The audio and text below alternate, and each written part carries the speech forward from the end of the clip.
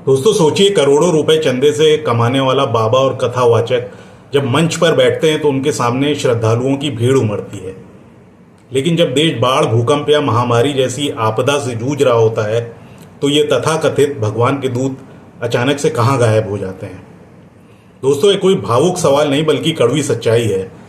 भारत के हर शहर और गांव में सैकड़ों आश्रम, कथा पंडाल और प्रवचन होते हैं। भक्त गरीब हो या मध्यम वर्गीय अपनी मेहनत की कमाई का हिस्सा इन संतों के चरणों में चढ़ा देता है। इसी दान से ये अरबों की गाड़ियाँ, एसी आश्रम और महंगे प्राइवेट जेट खरीद लेते हैं और उनमें सैर करते हैं। लेकिन ज़रा सोचिए, जब पंजाब, बिहार, उत्तर प्रदेश जैसे राज्य बाढ़ से डूब जाते हैं, लाखों लोग बेघर हो जाते हैं, हज़ारों किसान बर्बाद हो जाते हैं, तो ये धन कुबेर बाबा सामने क्यों नहीं आते। और यही नहीं, जब पूरी दुनिया कोरोना महामारी से जूझ रही थी, लोग अस्पतालों में ऑक्सीजन और दवाइयों के लिए तड़प रहे थे, तब भी ये बाबा कहीं दिखाई नहीं दिए।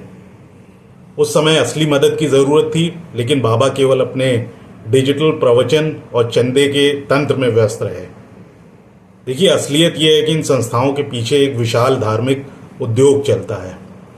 दान और भक्ति का पैसा समाज सेवा की बजाय ब्रांडिंग, आलीशान भवन और राजनीतिक रसूख बढ़ाने में खर्च होता है। नतीजा यह है कि जनता आपदा में मरती है और बाबा अगले प्रवचन की तैयारी करते हैं। इतिहास गवाह है कि जब धार्मिक संस्थाएं ताकतवर हो जाती हैं लेकिन जनता से कट जाती हैं, तब वहाँ दोहरा शोषण होता है। जनता की जेब खाली और संकट के समय मदद नदारद। भारत में भी यही हो रहा है।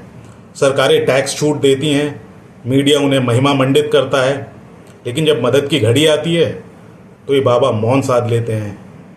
दोस्तों, अब समय है ये सवाल पूछने का, अगर आपका आध्यात्म समाज की सेवा नहीं कर सकता तो वह आध्यात्म नहीं, सिर्फ और सिर्फ कारोबार है।